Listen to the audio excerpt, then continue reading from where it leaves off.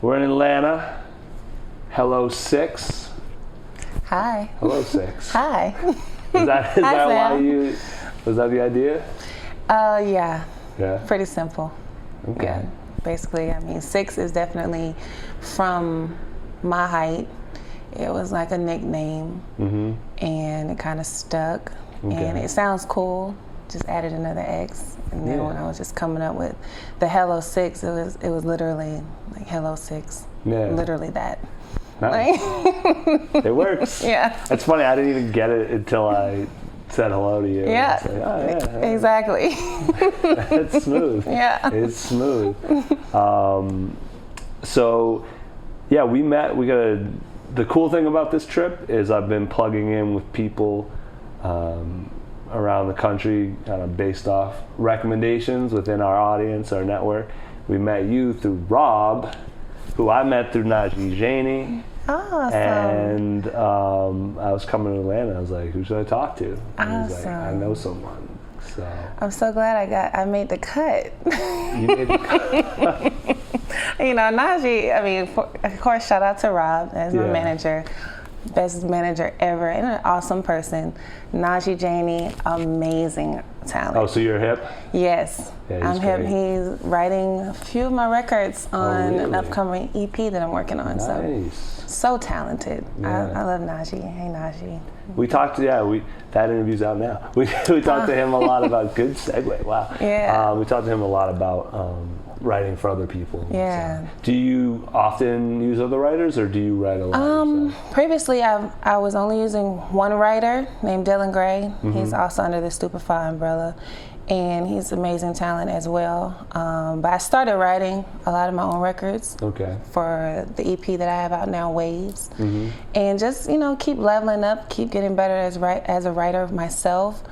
Through Robert, met this awesome just Boston core of creatives, and Najee's one of them, and I was just so excited to get a chance to work with him because he is so dope. His music is amazing, and I'm just like, what? He wants to write for me? Am I worthy? You are. So yeah, I'm really excited about that. That's great. And thank you for having me. Yeah, thanks for being here. This is great. So you were, so that's interesting because coming from, we normally talk more to, people firmly in the hip hop world where, you gotta write your own stuff. Yeah. But then with singers, for the most part, you're expected not to. When did you decide that you wanted to start, writing? Yeah. Well, actually, I've always been a writer. You have? Yes. I wrote my first song when I was 7. All right. I literally still remember how it goes, but do you want to share? No, I do not. But it was about Jesus. Okay, it's a good start. Yeah, it's a great start because that's where I did get my start singing in church. But just the more and more I really started taking music seriously, working with Dylan, I just kind of wanted to sharpen up my skill. He's so talented. His style of writing is a little bit different. I would say it's like not really structured, but his melodies are unlike any melodies that I heard before. Okay. So just kind of like freeing up my mind and my creativity with working with Dylan, and then working with Najee is kind of like another level because he does have structure in his writing. So it's just always been a learning thing for me, but along the way I've always been involved with the writing process. Okay. And like I said before, for the Waves EP, Robert was kind of just like, yo, don't you write? And I'm like, yeah, I do. He's like, yeah, it's time for you to start writing. Some let's see what your pen game is like. And I'm just like, okay. And actually, my single Back Around was the first song that I wrote for that EP. I literally wrote that song in like 30 minutes. Nice. Of course I had to go back and tighten it up and everything, but the idea and the melody, everything just poured out like instantly. So I was just happy that jar was reopened, and like my creativity has been just soaring since. That's good. Yeah, it does. Is that when you're creating? What's your goal when you're making music? For me, I like to just create feels, and like I feel like I want my music to make me feel good, really express my womanhood, my sensuality, my sexuality, how I feel about, my position in love and relationships. So I just want my music to be able to tell the stories of different experiences that I've literally gone through in my life. All right. Yeah. And you're doing that. Yes, that's what I'm doing. Yeah. So you actually, besides writing though, you had more involvement in ways than just the writing and the singing. Right? Yes, I did. Just, finding sounds that I want. When we recorded, just structuring the song how I want. Producing, working with Scotty, who's my engineer, and he's under Stupefied now as well. I'm seeing a pattern. Yeah. Working with him because he's an awesome talent. Besides being an engineer, he's really good with backgrounds and harmonies and things. So we kind of just go back and forth in the studio with what we want and the type of sounds we want. But it really just all comes from like, okay, Six, what do you want? Yeah. Let's start there, and then we can build from that. So I just love being able to be free and be open when it comes to creating a song, and then when it's finished, it's like, oh my God, like this is freaking amazing, and I'm so proud. And it's literally been like, since I've been working under Stupefied, it's been some of it's been the most like music that I'm proud of. Like, that's hey, great. Listen to this. I'm just like, please listen to this. I'm so like, it's perfect to me. Mm-hmm. Like even with its imperfections, they're perfect.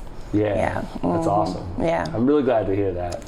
That's really good to hear. Yeah. What do you? So people who are like hearing you talk about it and they're like, okay, I want to go check out Waves. Like what should they expect going into it? Like how would you describe your sound? My sound is full of emotion, sensuality.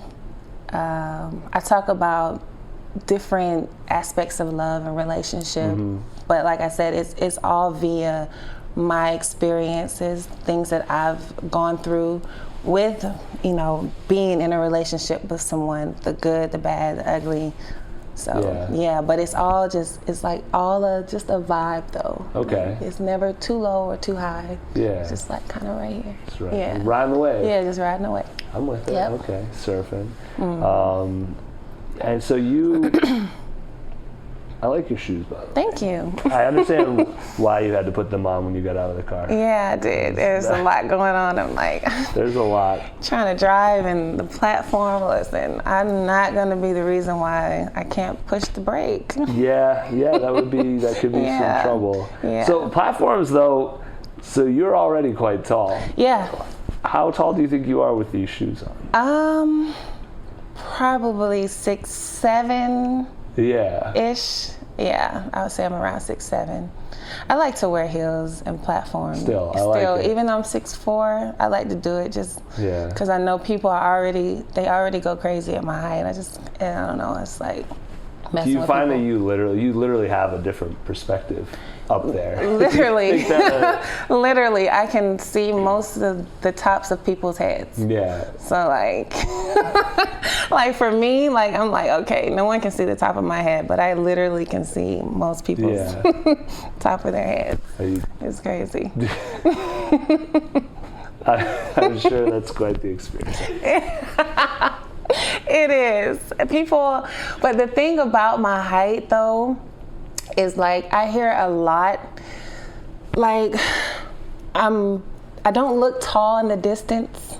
You were much taller than I expected. Yeah. So it's like one of those type of things. It's like from far away, people are always like, oh, you look about 5'7", and then I keep walking closer and I get taller and taller and taller, and it's like, whoa, like, and then, then I have the heels on.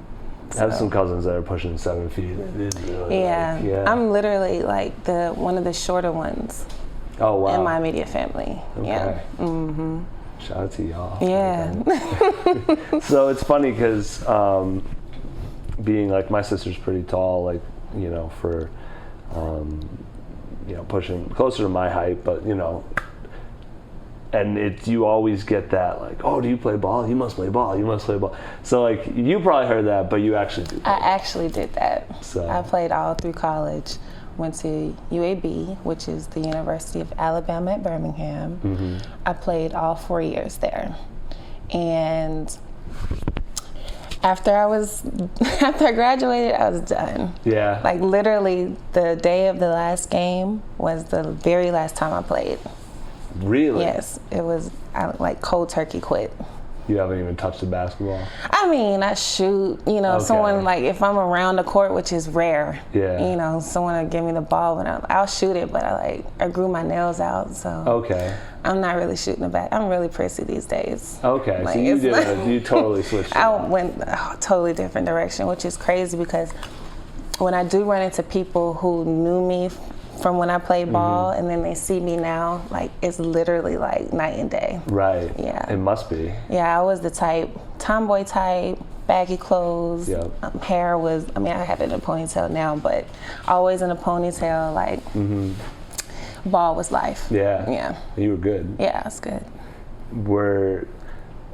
So you decided to stop playing though. You I did. could have kept going. I could have kept going, but I lacked the passion for it. Yeah. Yeah, it was like one of those things where it kept opening doors, but the more I played, the more injuries I got, and just the love. I feel like in college, and not taking away from my coaching staff or the players or the experience and all the lessons that I've learned, I just felt like it started becoming more of a political thing. Okay. And the love for the game kind of just was drained. Okay. And that's the only reason I started playing in the first place, was to have fun. Yeah. So when I stopped having fun, I was like, okay, yeah, this is it. Yeah.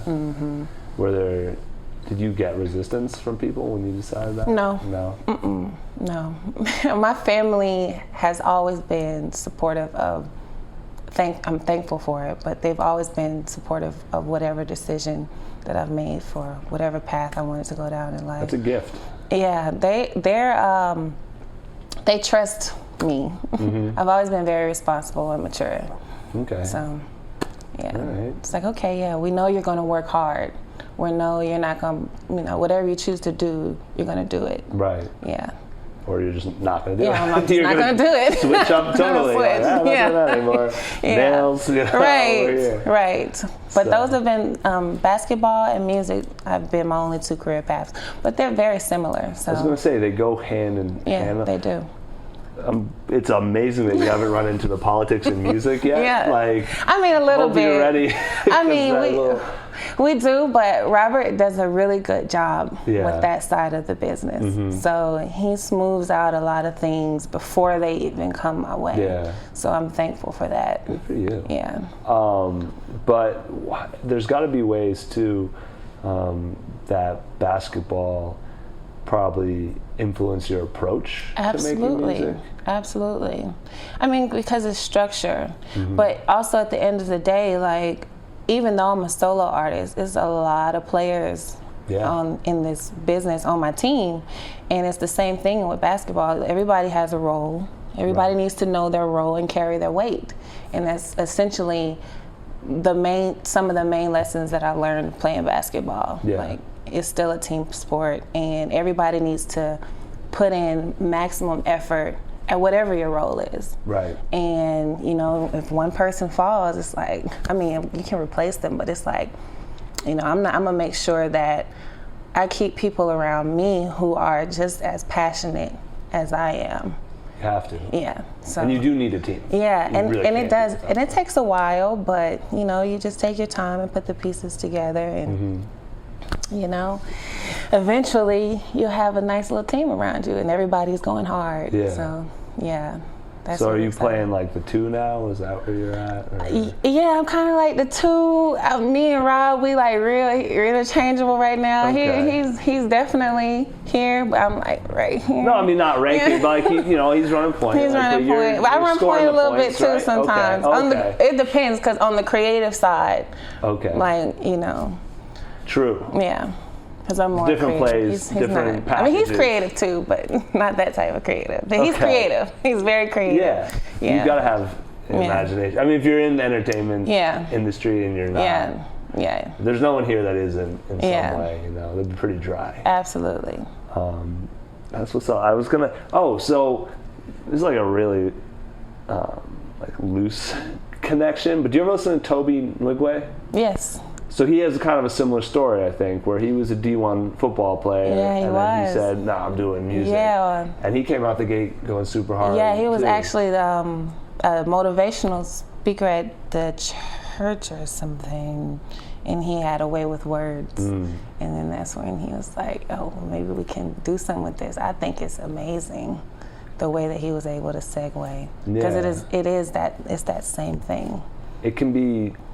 And it can be hard to like all of a sudden be like, oh, now I'm an artist. But I have found like I know that if you can channel that competitive energy the correct way, it's literally the same thing. Like even with all the traveling that will happen, or you know, being on stage, and you know, the court is a stage. Like you're playing in front of thousands and thousands of people, you know, a few nights a week. So it's literally like very similar. Yeah.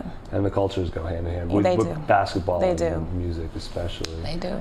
Because people always ask me like, you know, what are you gonna do if you get in front of these many? I'm like, it's the same. Like I've already done it. Right. I've already done it. It's the same no matter who you're in front of. Exactly. So, so I've been in Atlanta for a little bit now, and I keep meeting people that aren't from Atlanta. But you're actually from Atlanta. Yes. So, born and raised. What can you say about the city and what it's like? You know, I think you've probably experienced one side of it growing up and doing things, and now you're experiencing another side of it. Absolutely.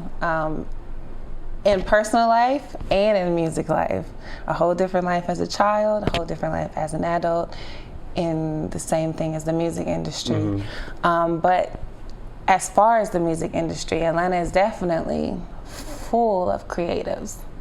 And I don't want to take anything away from that because a lot of music comes from here. But I just find that sometimes it can feel like a small circle, even with all the artists that are in this town. I feel like the circles get smaller and smaller. So we just try to focus on, just for me, because I'm from here, leveraging the people that I've come in contact with from even before I started doing music to now, and just building our fan base wherever we can. But I just feel like the music industry here, I don't know, I don't want to sound away, but I feel like it's going to be one of those things where you hear artists say, you know, you got to go away to come back. Yeah, I just feel like that's what it's going to be like. You have to go away to come back. Yeah, go away to come back. Meanwhile, everyone else is going away to here to go back home. But I'm learning, like, a lot of the artists who come out of Atlanta or coming out of Atlanta, or even other towns that come here, they usually go away and come back. And then it's like, okay. Yeah, you gotta play those road games. Yeah, you do. Yeah. But I don't mind the road games. Yeah. If you were gonna go somewhere, like, where would your ideal spot be? Well, we've been overseas a lot. Yeah.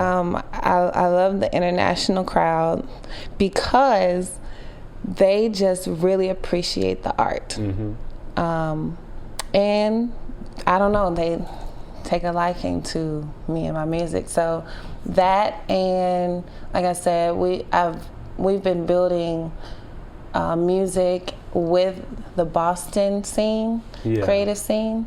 So actually I'm going there in 2 weeks to work on new music, and I have a show there, and I'm hosting a couple events. Okay. So I don't know, I feel like the love up north in the New England area, or Boston, is a lot more genuine as well. That's good. To me, it feels a lot different than my own home. Okay. Yeah, but I love it.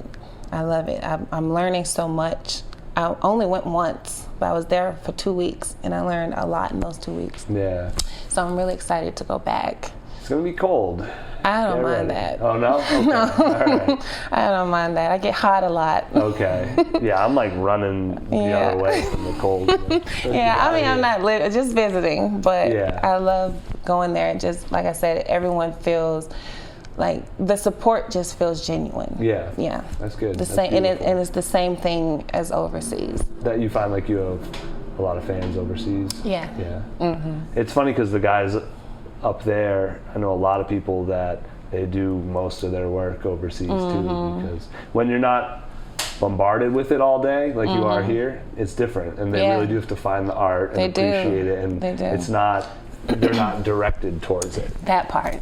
Yeah. So they really cling on to the art that they truly enjoy and inspires them, and they hold on to it, and they're true fans. It's a beautiful thing. Yes. So do you prefer studio or the stage then? Oh my goodness. I used to think I preferred the stage, but since I've been really involved in the creative process, I'm finding that I think I love the studio more now that I do love the stage. Nice. Yeah. I used to think that the stage is where, you know, all the life really came out of me, because I do truly enjoy performing, but I'm learning that I'm really loving and finding connection to the music more when I create it. And yeah. Sounds like an amazing journey you're on. Yeah, it's pretty awesome. Yeah. Yeah. I'm glad you're enjoying it. Thank you. Thank you. What's up? Yeah, the studio. Are you the type to do like long studio sessions? Do you create in the studio? Do you show up ready to go? Well, okay, so we're just now about to start doing the create as you go, or create from scratch in the studio. Like the first time I started doing that was the first trip to Boston. Yeah. We just kind of made stuff from scratch. Like the producer was there and the writers were there, and we just sat in a big circle in the room and created sounds and harmonies and melodies, and it was beautiful. But before that, the process was writing at home, or finding the music that I wanted, writing at home, practicing it, getting the harmonies together, how I want the backgrounds to sound in my head, and then book a session to record about 2 or 3 songs all in one session, and just knock it out like that, which is cool too, because I do like being prepared. Yeah. You know, going into the studio, because studio costs. Yeah, it's all budget related. Yeah, exactly. But I definitely am I'm loving the process of actually having everyone in the room and just feeling that energy and that magic that you just create right there on the spot. And there's nothing beforehand. Exactly. A couple hours later, or however long. Right. So maybe the final question. Okay. So you're on LFOD, which stands for Live Free or Die, which is a saying where I'm from. Okay. So I'm going to ask you, what does Live Free or Die mean to you? Live free or die. I'm laughing because earlier we made a comment about being yourself. Yeah. So I'm going to use that. All right. But that's literally what I think about. Like, since I really started blossoming into my womanhood, and embracing like my curves. I've never really had a problem with my height, but just embracing the way that I look, the way that I was built, I've found myself being way more confident than I was, which makes me in turn like embrace who I am more, do the things that I want to do more, say no when I want to say no, and it's literally just I'm becoming more of me, and in turn it's starting to come out more during in my music, and I feel more free when I'm on stage. Right. So yeah, just literally be yourself. I like it. Yeah. I'm so like happy now. Yeah. It's good. So, is there anything that you like wanted to talk about that we didn't get to? Well, I will say first of all, shout out to Stupefy. Shout out. I have the hat and all the DC interviews. Okay, cool, so when those drop. Yeah, Robert Lee Kelly Morgan in the building. Shout out to you guys. Thank you so much for having me. And I did just release a collection. Okay. Called the Crash Collection, which is on all streaming platforms, and the videos, both of them, it's a 2-song collection. So we have the Crash Main and the Crash Acoustic, and those are available everywhere. 2 videos on YouTube. So yeah, I did just drop that. I watched one of them. Check that out. Which one? Was it in the forest? No. Oh, or at a pool? I think I saw the forest one. You had a dress on? Yeah. That's the acoustic version. Okay. Yeah. I'll have to check the other, you know? Yeah. But that's it. All right. Well, thank you so much for doing this. This was great. And I'm excited. So you're not doing extra bars, but you're doing something for us. Yeah, I'm just going to sing a little something. From the Crash Collection. All right. LFOD Radio. We'll be back with more. When we're back with more. Check out HelloSIXX when she's in town, Boston. Yeah. And it's at HelloSIXX with 2 X's everywhere? Yes, at HelloSIXX. That's everywhere. Beautiful. It's the website. We have the merch on the website. Okay.